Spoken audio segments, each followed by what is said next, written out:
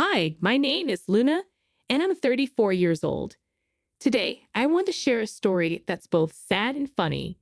It's my way of honoring my late sister-in-law, who always found humor even in the toughest times. First, let me tell you about my brother Leo. He's younger than me and was my best friend growing up. But as we got older, we drifted apart, although we still met up once a week. When Leo went to college, he started partying a lot, barely attended classes, and dated many women. This worried me because he had always been a studious and kind person, but he seemed to be changing. Thankfully, after graduating, Leo got his life together. He found a great job and had a girlfriend named Alice. They dated for a year before he introduced her to me. Alice and Leo got married 2 years later, and Alice and I became good friends. She was funny, smart, and made Leo happy. Sadly, a year after their marriage, Alice was in a terrible car accident on her way to work.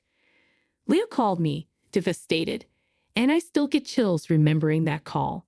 Alice was in the hospital for a long time.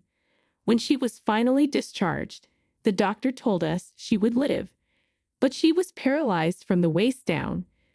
Leo cried a lot, and it was hard for all of us. Leo became responsible for taking care of Alice, but one day she called me crying. She said Leo hadn't been around, and she was in a terrible state. I rushed over to help her. "Thank you so much, Luna. You don't know how much you've helped me," Alice said after I cleaned her up. "Oh, hush. You're like my sister, and I want to help you," I replied. "I don't know how else to repay you, though." "Maybe you could tell me why you're all alone. Where's Leo?" I asked. "I have no idea. He left yesterday to get groceries and hasn't come back yet." "What? Why?" "I don't know. He was unhappy about my accident and paralysis, but I hoped he loved me enough to stay." "You think he left you? Either that or something bad happened to him. I'd rather think he left than that he got hurt. Since he hasn't been back for so long, I'm going to assume you haven't eaten either. After I feed you, I'm calling Leo to give him a piece of my mind." "I don't think that's necessary." "Why not? He's abandoned you when you're most vulnerable. He needs to be yelled at. He never signed up for me becoming paralyzed. This is a huge change, and I can understand why he wanted to leave." "Alice, if the roles were reversed, if he got into a horrible car crash and was paralyzed, would you leave him?" "Absolutely not. I love Leo, and I would want to stay with him no matter what." "Then why are you excusing Leo's awful behavior towards you, especially when you would never treat him the same way? He may have vowed to stand by you in sickness and in health." "I don't know. I've been trying my hardest not to let this consume me, but it hurts too much to think about Leo leaving. I'm sorry I got upset at you." "Don't apologize. I'm just so mad at Leo for doing this to you. I can't even imagine what you're going through." "It's hard. I haven't cried since he left, and I don't want to. Aside from the hurt, I feel so mad at him. You're right. There's no reason to excuse his behavior, but accepting the truth is just painful." "Hey, it's okay. You know what? Why don't you come live with me? That way, I can take care of you, and you won't be alone. I don't want to be a burden on you." "You are never a burden, Alice. And that was a rhetorical question. You're coming to live with me." "Thank you so much. You really are an angel." Words cannot describe how upset I was with what Leo had done. But before confronting him, I needed to make sure Alice was okay. I fed her, gave her water, helped her get back to bed, and made her sleep for a while. Then I packed some of her things. I couldn't let her stay alone in a house filled with memories of Leo. After Alice woke up, I helped her into my car, and we drove to my place. Over the next 2 weeks, Alice was a mess. She went from being full of life to a shell of her former self. She cried constantly, and my heart hurt for her. I tried to help by taking her out for coffee whenever I could after work. I also kept trying to contact Leo, but he never responded to my texts or calls. One day, Leo finally picked up the phone, and I struggled to keep my cool. Hello, Leo. Wow, you finally picked up your phone. I'm doing good. What about you? Quit the sarcasm, Leo. Where in the world are you? I'm at home. Oh, yeah. Then explain why you weren't there when I went over. Why was Alice all alone? Oh, wow, you found out fast. Are you going to explain yourself? I don't see why I have to. Leo, you left your paralyzed wife home alone, covered in her own excrement. Don't you think that deserves some explanation? Look, I just don't want to take care of her anymore. Oh, weight on your shoulders. You promised to be by her side forever, no matter what. Those were just words. This is not what I signed up for. In my defense, I tried to be there for her, but she's just not the same anymore. You have no defense. If you had really tried, the least you could have done was talk to Alice about how you felt and then left her in the care of someone better. Running away is something only cowards do. Spare me the nonsense. I had to get away and did whatever I could to do it. If you're so big on taking care of Alice, maybe you should do it. Because, unlike you, I have sympathy and empathy. I care for Alice and want to make sure she's well taken care of. Well, I wish you nothing but luck. You can talk all high and mighty now, but give it a few months, and you'll see exactly why I left. Alice could never stop whining and crying. It was torture. What do you expect from someone who has just been through something so horrific? She needs space to heal, and you should have given her that. You've done nothing but add to her trauma. Whatever. I don't care about her now. I'm moving on to bigger and better things. Goodbye. I couldn't believe my brother could be so insensitive and inhuman. I was in shock and shaking with rage. When Alice asked later if I got through to Leo, I knew I couldn't lie to her. I told her the truth, and it seemed to wake her up. She went from being sad and heartbroken to hating Leo. She made hilarious digs at him and never cried over him again. Gradually, she returned to her old self, full of life and laughter. Alice tried to get a divorce from Leo, but he never responded to the papers. Pursuing the divorce would have taken a lot of money, which she didn't have due to her medical bills. So she just let it be. Time went on, and Alice and I became the best of friends. It felt nice to come home to a not empty house. The first year and a half of living together was great, but then things started to go downhill. It began with Alice getting a cut on her leg, which she didn't feel because of her paralysis. I didn't notice it since her legs were always covered, and she usually didn't need my help getting dressed or taking a shower. Alice must have seen it but didn't think it was a big deal. Unfortunately, the cut went unnoticed for 2 weeks and got infected. I'll spare you the gory details, but Alice's body was too weak to fight the infection, and she was quickly hospitalized. The infection had spread too far, and the doctor said she had only a few weeks to live. I was devastated, and so was Alice, but she put on a brave face for everyone who visited her.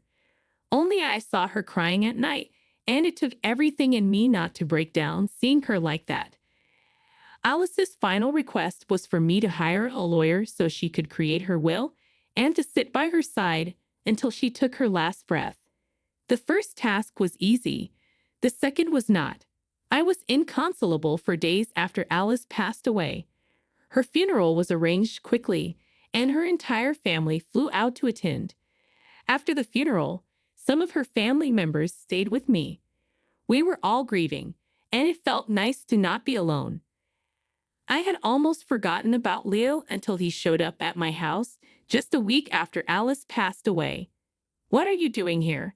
I asked. "What do you think? I heard Alice passed away. You feel guilty about it now. Well, it's pointless." "I don't feel guilty at all. I feel great. Ever since I left her, life has treated me well. You are a piece of work. Get out. I don't want to see or hear from you again. Please Don't be so dramatic. I'm here for only one thing. What is it? I'm here to collect my inheritance. Inheritance? You came here for that. Well, I got a call from Alice's lawyer. She left me something in her will. $50,000. You're lying. She hated you. Why would she leave you so much money? Clearly, she didn't hate me enough. Did she leave you anything? No, but I don't care about that. That's a shame. The most valuable thing she gave me was being part of her final moments. No amount of money compares to that. Yeah, let's see those precious final moments of yours pay the bills. Look, you need to leave. Everyone's grieving right now. Come back in a few days to collect whatever you need. No, I came for one thing, and I'm not leaving without it. I can't help that you're jealous. I'm not jealous. I know I'm a better person than you, and that's enough for me. Please. I know you're upset Alice didn't leave you anything. You spent 2 years taking care of her like a fool, and she left you nothing. Leo, please get off my property right now. I'll call you when the inheritance is announced. What if I say no? Is her lawyer there? I want to speak to her. No, only a few family members and friends are here. You need to leave before you upset anyone. Everyone here hates you, so leave. Fine, whatever. But this isn't over. I'm going to talk to her lawyer and see exactly what she left me. Then I'm going to flaunt it in your face until you cry. You'll regret calling me a horrible person because you'll see Alice for the monster she truly was. I couldn't believe Leo had the nerve to show up 2 years after abandoning Alice just to get his inheritance. It took every ounce of self-restraint not to punch him. I slammed the door in his face and went back inside. What upset me more was that Alice actually left him $50,000. I knew she hated him more than anyone, so why leave him anything at all? Maybe because he was still legally her spouse. The more I thought about it, the more upset I got, and I was already grieving enough. I didn't expect Alice to leave me anything. Living with her for the last 2 years didn't feel like a burden. It felt like living with my best friend. Still, I couldn't help but feel disrespected that she left Leo so much money. Over the next 2 days, I tried to put those thoughts out of my mind while coping with my grief. Then I got a call from Alice's mother, Maxine. Hi, Luna. Are you free to talk for a few minutes? Yes, of course. How are you doing? Well, I'm getting by, I suppose. What about you? Same here. The house feels so empty without Alice. Thank you so much for helping her out. By the way, Maxine called me to talk. She said, if I didn't live so far away and have 2 young children to take care of, I would have helped her out myself. I replied, you don't have to thank me for anything, Maxine.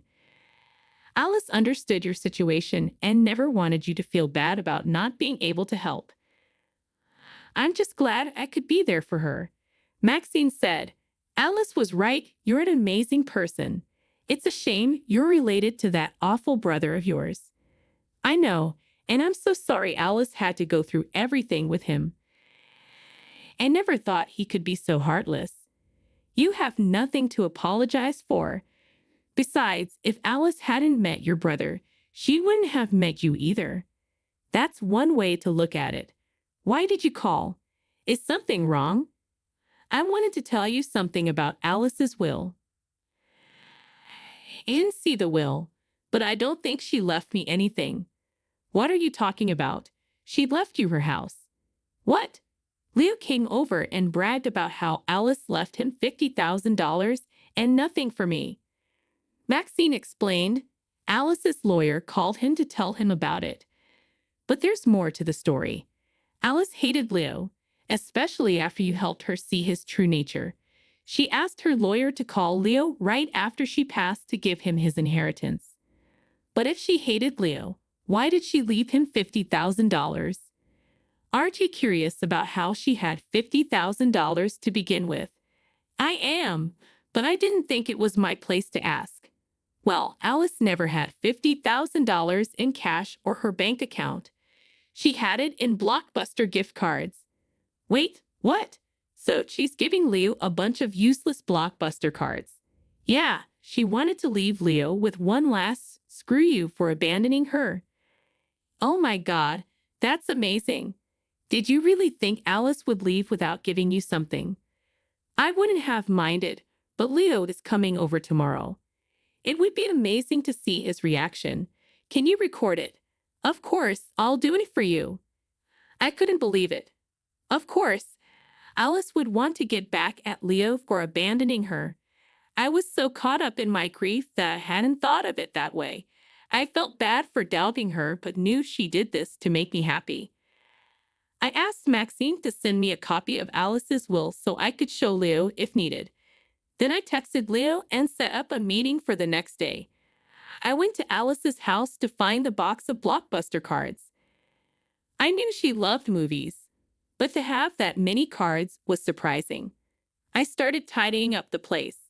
Alice had left me one of her most cherished possessions, her house. She worked hard to buy it, and being there felt strangely comforting. I found the box of Blockbuster cards and decided to spend the night there. The next day, around noon, Leo came to the house. He had a smug look on his face. I tried to keep a sad face so he wouldn't suspect anything. I set up my phone by the garage to record the whole interaction. "Hello, I'm here to collect my inheritance," Leo said. "Yeah, I know. I didn't think you'd come here to see me." "I kind of did. I wanted to see how pathetic you looked, and you do. Real classy to mock someone who's grieving. You're grieving someone who used you for care and left you nothing after they died. I'm not the villain you think I am." "I don't think you're a villain." "I know you are. Enough chit-chat. Give me my inheritance." "All right, here you go." I handed him a box. "A box? I don't get it. Is the money in here?" "Oh yeah. Why don't you open it?" "These are all Blockbuster cards." "Yes, and they're worth $50,000. You're so lucky." "What is this? Are you playing around with me?" "Nope. This is what Alice left you." "Don't lie to me. I will file a case against you for withholding my inheritance." "No need to get so worked up, Lou. Here's a copy of her will. Look, she even instructed her lawyer to call you and tell you about what she left you."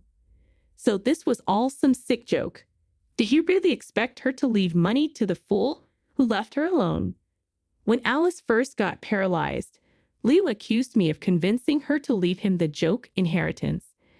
Believe me, Leo, I didn't do any of this. Besides, I could never come up with something this funny. Why did she leave you her house?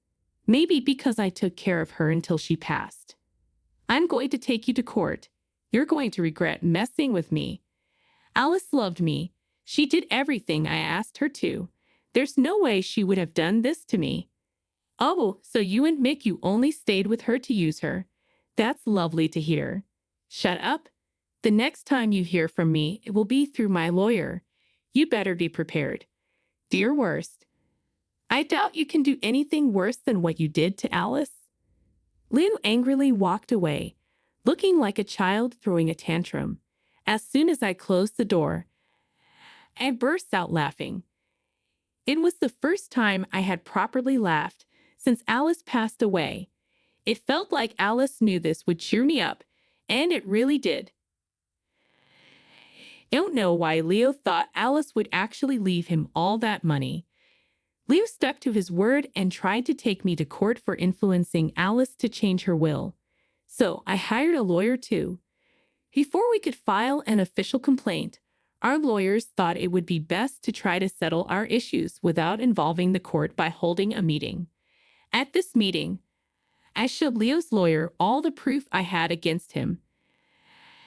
Showed proof of him abandoning Alice just 2 months after she got paralyzed. I showed proof of how Leo never helped Alice financially even after he left. Most importantly, I showed the lawyer the video of Leo coming over to collect his inheritance. Needless to say, his lawyer did not want to take up his case after that. If anything, If Leo did take the case to court, he'd be held in contempt for abandoning his spouse and not helping her out financially. Leo tried to hire a few more lawyers after that, but he could never manage to officially take the complaint to court. He eventually gave up on trying to get back at me that way. Instead, he took to social media to slander me. He made a lot of posts on Facebook, ranting about how I was the worst sister and how I manipulated his late wife into leaving him nothing. When I initially recorded our interaction on the day Leo came to pick up his inheritance, I had only shared it with Alice's mother, Maxine. We both had a hearty laugh over it. The only other people who saw the video were my lawyer and the few lawyers Leo involved when he tried to file a case against me. I never showed anybody else that video because I didn't think it was right to humiliate Leo anymore. But since he took to social media and tried to make me seem like the bad guy, causing me to receive a lot of messages from family and friends telling me that what I did wasn't right, I decided it wouldn't be right to stay silent. So I posted the video on my account and then swiftly blocked Leo. Everyone who once criticized me quickly took my side and apologized for assuming things without asking me for my side of the story. Leo's in hot water with everyone, and many of our family members have cut ties with him. It turns out he had lied to them about how he'd been taking care of Alice. He told them he had to move to another state for work and left her in my care. Everyone had been praising him, but none of them knew the truth. I don't know what happened to Leo after that, but it's nice knowing he finally faced the consequences of his actions. As for me, I'm doing a little better. I'm still grappling with Alice's passing, but I've decided to live in her house so I can feel like she's still there with me. Thank you so much for listening to my story, and I hope you enjoyed it.